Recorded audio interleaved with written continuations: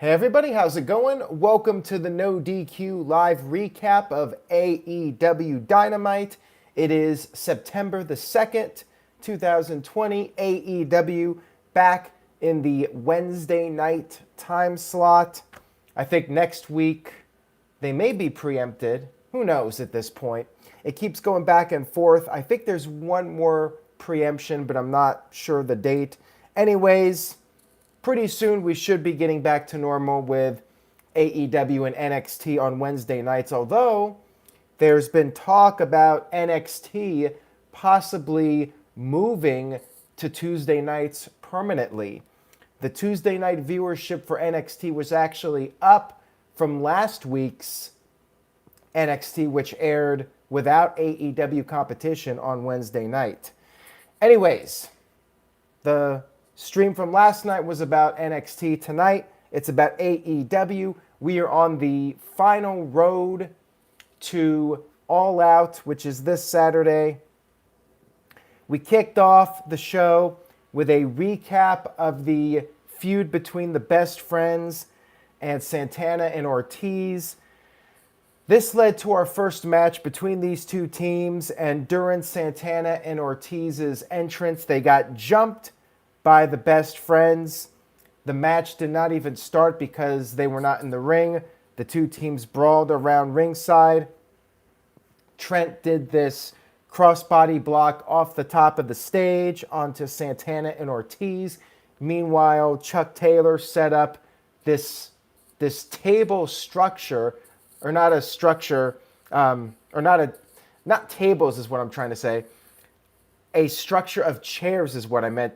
Kind of like a table was what I was trying to get to there. Basically, this table made out of chairs. There you go. So we set up all these chairs, and you know what happens in wrestling. The guy that sets it up ends up being the one that goes through it. And Chuck got chucked off the stage through the chairs, which were set up like a table. And then the match finally began with Trent and Santana in the ring. Trent needed to tag out, but Chuck was still out of commission. Eventually, Chuck got back into the match, and Trent ended up getting knocked off the apron onto the steel steps, spine first, that were laid out outside the ring. And then we had a pretty significant botch here where Trent went for a pin on Ortiz, and the referee counted 1, 2, 3, and then he stopped the count. And as he was stopping the count after 3, you had Santana putting Ortiz's hand on the rope. The whole thing was screwed up. You had Tony Schiavone going 1, 2, and then he stopped, realizing it was botched. But yeah, it was pretty messy here. And then Santana ended up using the baton on Trent when the referee wasn't looking. And then Santana and Ortiz hit the street sweeper to pick up the victory. But I say that the Best Friends got robbed. TJS with the $2 super chat says, JR, shut about picture-in-picture and secret hashtag. I think he meant shut up about the picture-in-picture and secret hashtag. Well, thank you for that, TJS. Direct your complaints to @JRsBBQ on Twitter. Let him know that he should shut up. And Caleb Jacobs with a $2.68 super chat. Welcome back, Caleb. I know Caleb took a little hiatus. He's back. He says, AEW is so much better than WWE. Sometimes, not every week, but I would say most of the time Dynamite is the best show of the week. Was it this week? You have to wait and see what I think about the overall body of work that is this week's AEW Dynamite. Ken, terminated by DQ, says AEW better than WWE? I would not go that far.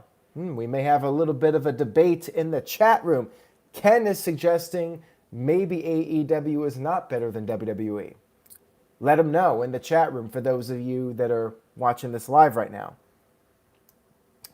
We had an MJF promo, and he dragged his lawyer, Mike something, or Mark. I forgot his name already. Actually, it's Mark because they made a bunch of Mark jokes. Get it? His name is Mark. He's a Mark. They dragged out the lawyer, Mark. They were yelling at him, MJF was, and Wardlow was there. And MJF said that he better get in the ring with Moxley. He better not chicken out, or he's going to go into the wood chipper. Oh, and as Calvin Bowman pointed out, Excalibur is back. I forgot to mention that. Excalibur back announcing this week. Good to have him back. He definitely adds to the show, in my opinion. Johnny Boy with a $2 super chat says, boring show only. Be watching your live stream on Saturday. Well, thank you for that, Johnny Boy. And I will be doing a live recap of AEW All Out for those of you that do not want to put down $50 for the show. You could tune into the live stream and I'll give you my thoughts. My gut feeling is it'll be a really good show. But I will say this. On paper, I feel like this is one of the weakest, maybe the weakest AEW pay-per-view cards to date. I mean, I'm not going to count Fyter Fest and Fight for the Fallen, but of all the main shows, I mean, we've had, 5 now? This will be either number 5 or number 6. Let's see. We had, not counting All In, Double or Nothing, All Out, Full Gear, Revolution, second Double or Nothing, and then this. So this will be number 6 of the official AEW pay-per-views. It might be the weakest card on paper as far as I'm concerned. TJS with a $2 super chat, thank you TJS, says, should Y2J fall into VAT and become the Joker of AEW? What is VAT? You got me confused there, TJS. We had, and by the way, even though the card on paper to me seems pretty weak, I still think it's going to be a hell of a show. I would be shocked if All Out is not an excellent pay-per-view. Just throwing that out there. I'm pretty confident that they'll deliver. We had SCU and Private Party up against the Young Bucks and the Jurassic Express. Young Bucks were all business. No posing on the stage. They were pissed about Hangman Page costing them an opportunity at the tag team titles. Maybe they were on their period. Who knows? Caleb Jacobs with a $2 super chat. Thank you, Caleb. Says, how about in the future, Nick Aldis versus MJF? How about Nick Aldis versus Cody in a rematch? We could see that as a possibility. It would not shock me if we see Nick Aldis in AEW at some point. Thunder Rosa's there. We have Eddie Kingston. We have Ricky Starks. I certainly think it's a possibility. Ken terminated by DQ with a $5 super chat. Thank you, Ken. He says, no, Rift. AEW is cool and WWE is fine. I'm just a mark for old school. By the way, Rift, can I be the resident no DQ reference dropper? Yes, you can, Ken. I will give you that accolade just for you. And Bruce Marvel says, TJS Aaron is not a comic book guy. He will not get that. Bingo. You got it, Bruce. You know me better than TJS does. If you guys start super chatting me Marvel references, more than likely I will not get them. If you reference Breaking Bad or you reference horror movies like Freddy or Michael Myers, I might get it. So anyways, we had this 8-man tag team match, and there was a fan at ringside that had a sign that read, Hangman drank my beer.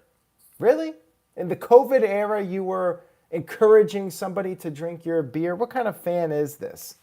And clearly he wasn't a real fan, because the real fans are way up in the upper deck.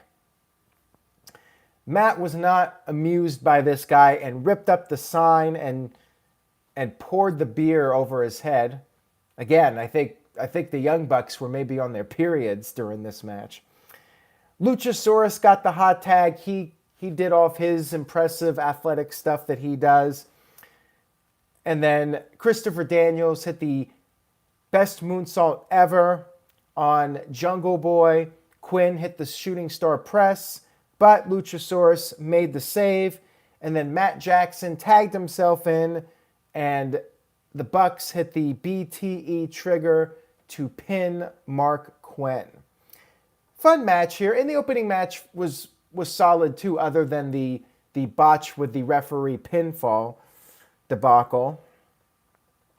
We had Jake Hager approach Orange Cassidy backstage, and basically Hager said that Jericho wants Cassidy to watch Jericho's match against the bad boy Joey Janela.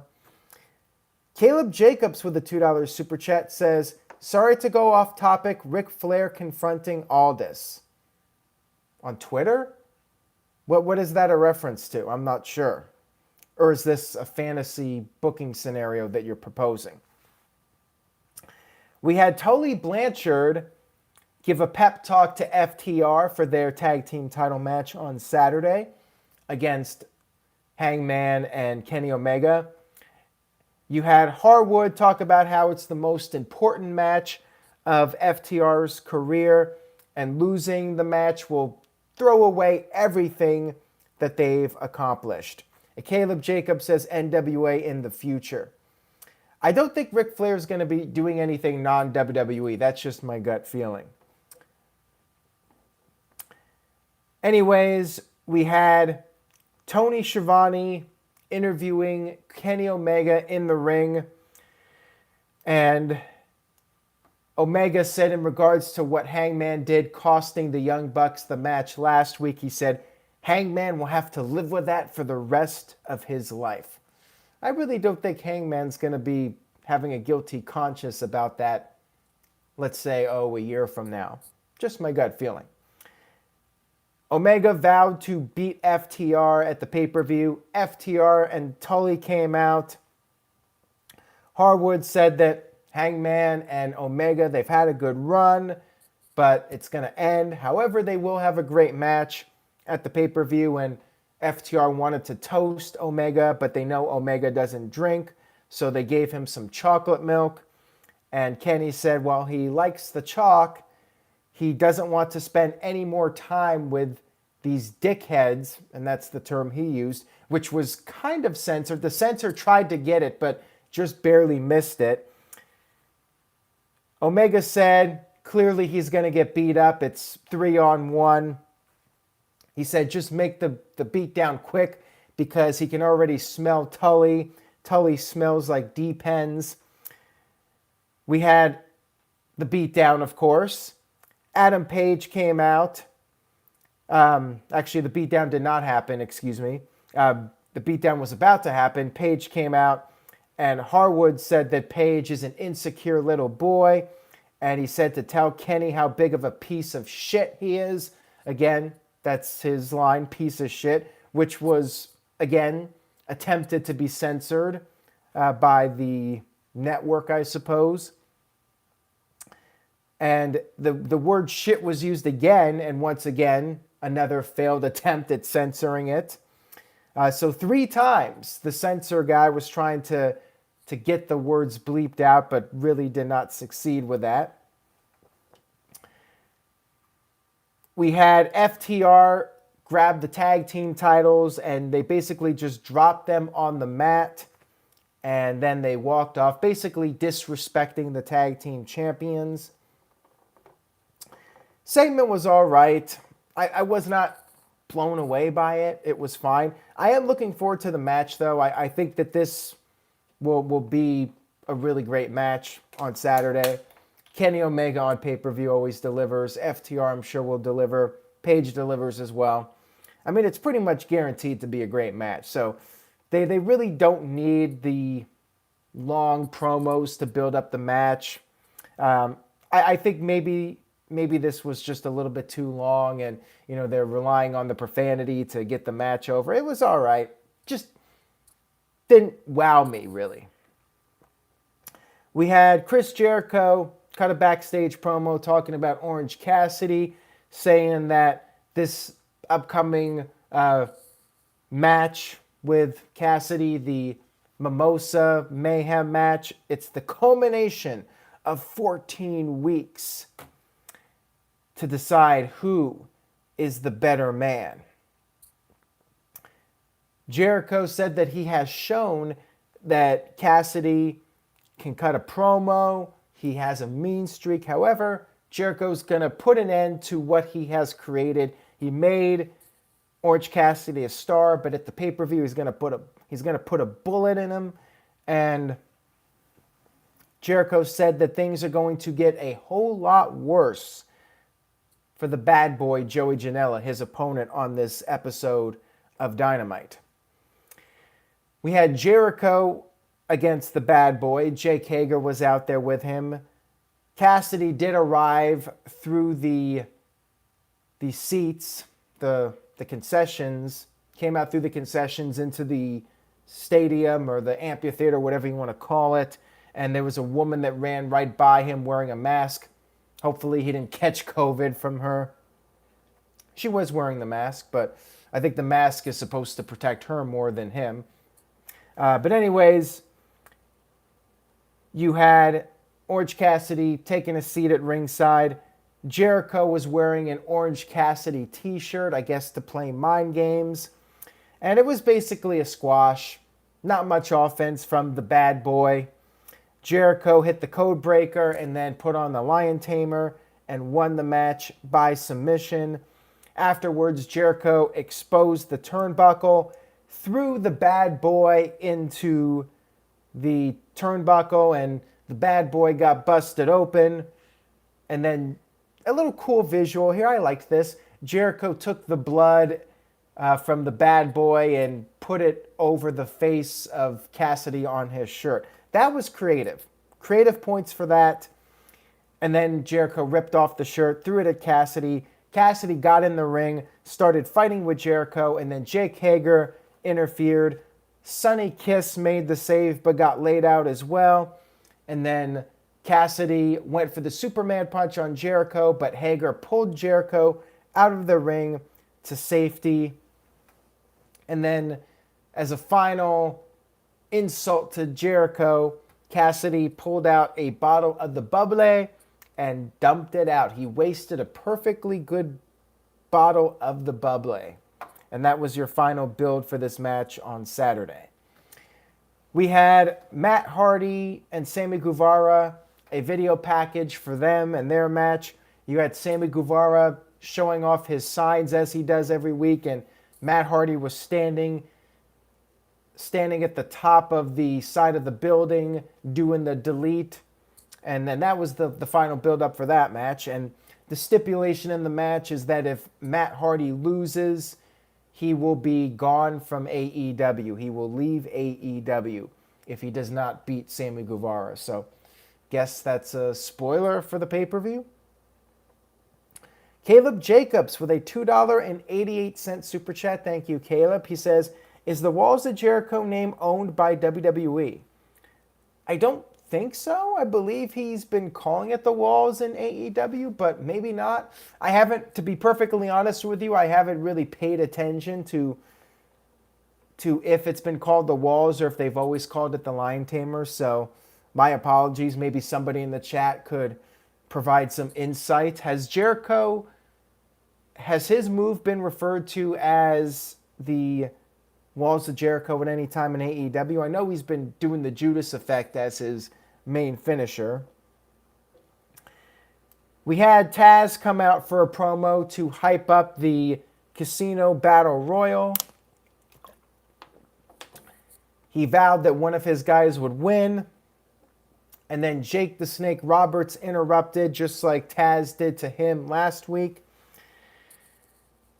We had Jake cut this promo about how Taz's guys, Brian Cage and Ricky Starks, they are just a couple of squirrels trying to get a nut, but none of them are going to bust a nut. This is exactly what he said. None of them are going to bust a nut anytime Jake and Lance Archer are in the ring. Yeah. Jake Roberts used the term bust a nut. That was something else. Eddie Kingston and his crew came out and talked some trash, and Kingston said that Lance is not tougher than him, and he doesn't know if he should take Ricky Starks out on a date or fight him. You had Tully Blanchard and Sean Spears walk out, and then a big fight broke out. You got the Battle Royal on Saturday, so everybody brawled. Huge fight broke out. You had the Best Friends and Santana and Ortiz all come out. Everybody was fighting. Darby Allin came in, started fighting with Ricky Starks. You had a commercial break, and when we returned from the commercial break, there was even more fighting with these guys. So it just kept going. I think it went on too long, and it was really not necessary to have the fight continue after the commercial break. It just dragged out a little bit too long. And by the way, this is on the main card. The kickoff for the buy-in is not even the Battle Royal. And we'll get to that here in just a few minutes. There was a video package. This Saturday, it will be the Dark Order versus Dustin and his team. Scorpio Sky's on the team. QT Marshall. And I'm forgetting the fourth person. It's an 8-man match against Brody Lee and 3 of the Dark Order guys, 3, 7, 10, I don't even know. Just a couple of the masked guys, I think. Don't really care about this match. This feels like it should be the buy-in match, but it's actually going to be on the main card, not the buy-in. Oh, Zack Ryder. Thank you, Frost. Wow. Poor Zack. I feel bad for him. Matt Cardona. I totally forgot he was in this match. If he could block me a second time. If he ever watched this video, which I doubt he is, he would unblock me just to block me again for not remembering that he's in the match. Next up, we had Thunder Rosa versus Serena Deeb. And I actually thought that this was the best match of the night. Way better women's match than last week. That's for damn sure. Serena looked really good. For those of you that do not remember her, she was in WWE. She was part of the Straight Edge Society. CM Punk shaved her head. That was her biggest claim to fame, but she looked really good here. Thunder Rosa looked good. I enjoyed the match. Back and forth here. It was not a squash. You would think that maybe Thunder Rosa would just dominate it, but Serena got in a good amount of offense, and I hope we see her more in AEW. I think she could definitely add to the women's division. She even got to kick out of a DVD from Rosa, and then Rosa finally hit the Thunder Driver to pick up the victory. I'm looking forward to this one. Thunder Rosa and Hikaru Shida this Saturday, champion versus champion. That one should be pretty solid. We had a backstage promo with Jon Moxley. He said that on Saturday, all of the campaign distractions will go away. It's just going to be Moxley and MJF one-on-one. And he asked MJF, is MJF ready to kill or be killed? Because MJF is going to have to be the meanest, most savage person ever if he wants to take Moxley out and win the title. Moxley said 2020 has been a bad year as it is without Moxley being the world champion, and he cannot let that happen this Saturday at the pay-per-view. We had Tony Schiavone at ringside interviewing Big Swole, and this was the announcement of the buy-in match. It's going to be Big Swole versus Britt Baker, a match that's actually been built up quite a bit in a tooth and nail match, whatever that means.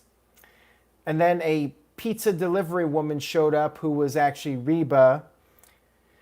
Britt Baker attacked Swole from behind with a crutch. And then, for good measure, Britt smashed Swole's face into the pizza and that led to JR yelling out, "Holy pepperoni!" And then he was like, "At least it wasn't a pineapple pizza." So JR with his pizza jokes, I'm sure he was dying to use.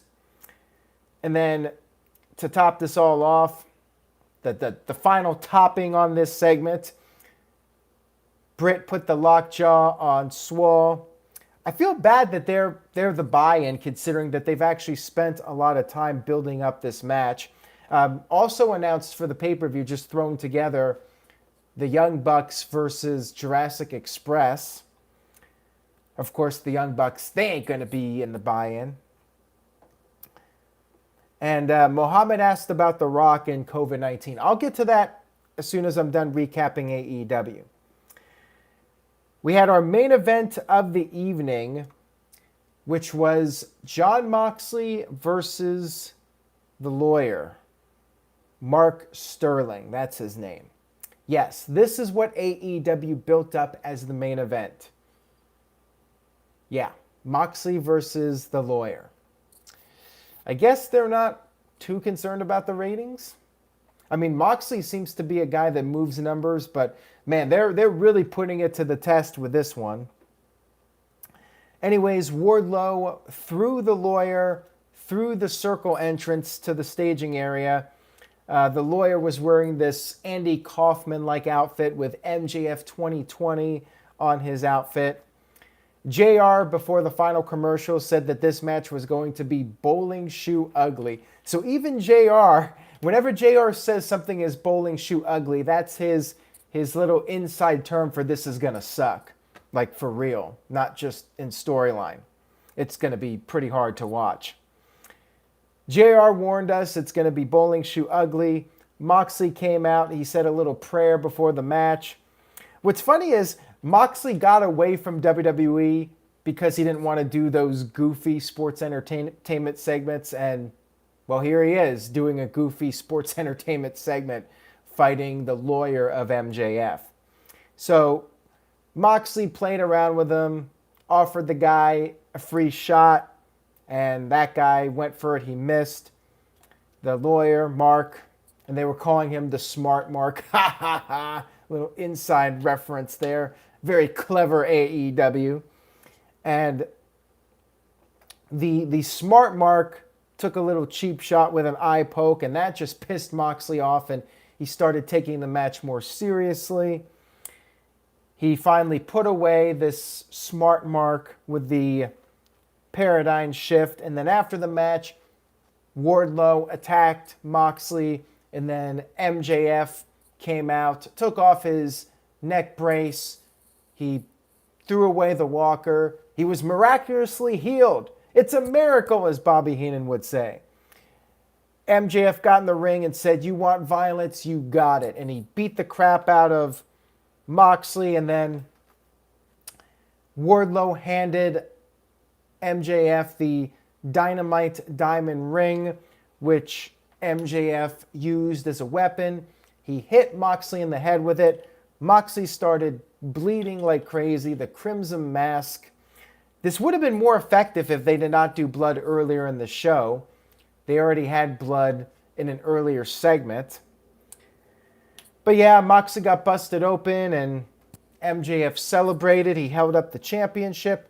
He put his foot over the neck of Moxley, and even though I've been talking about the idea that maybe MJF would win the title, I'm feeling not so confident that MJF's going to leave All Out with the title. My gut feeling now is that Moxley will retain. And that was the final build for the pay-per-view on Saturday. What did you guys think of the show? Letter grade. I thought it was all right. To me, it was another lower tier Dynamite. Not quite as good as some of the past shows. I'm going with a C+. Maybe slightly above an average weekly wrestling show. For AEW, I mean, C+ is still good, compared to Raw and SmackDown, but for AEW, it's pretty low. It was not one of the better Dynamites.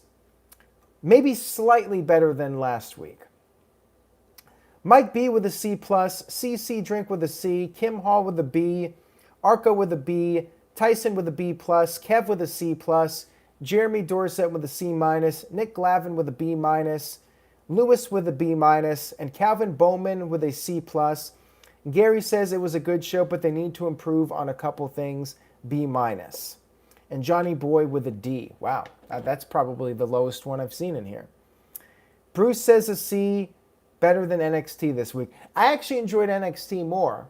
Even though the Iron Man match I did not think was a classic or anything, I still thought it was a pretty memorable match, even though they did the screwy tie at the end as a way to sucker people in to watch another week of their show. A little bait and switch.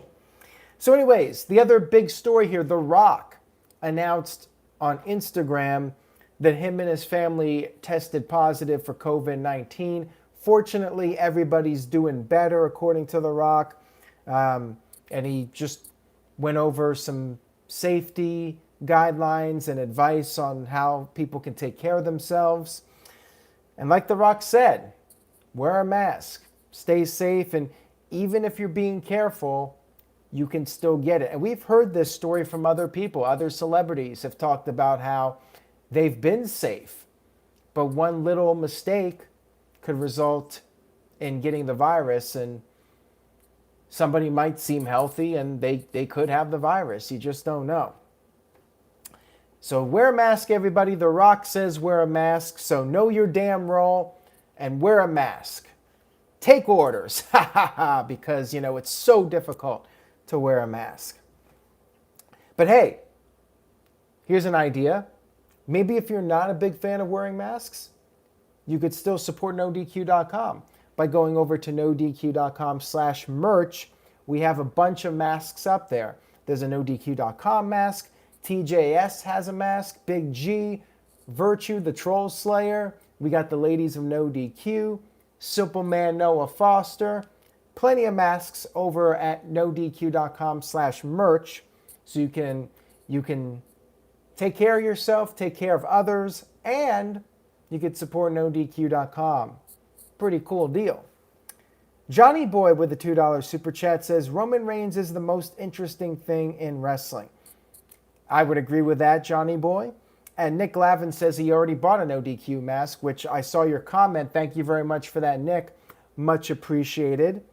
And Ken Terminated by DQ with a $5 super chat says, Rift, last night, did you think that William Regal should channel his Monsoon or Jack Tunney and create a sudden death? I think it would have made sense to, well, in storyline terms at least. I mean, we know why WWE really booked it this way, because it's bait and switch. They're trying to get people to tune in next week to try and get a ratings bump. But yeah, you would think if this was a shoot, wrestling was real and whatnot, that you would put the match on first, so that way if it was a tie at the end, you could just go into overtime right then.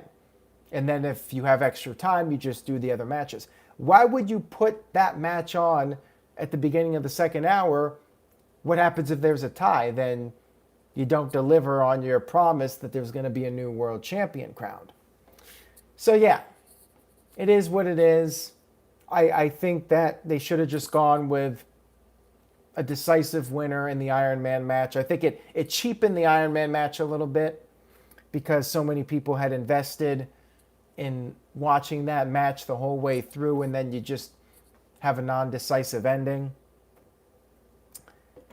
But yeah, sudden death next week.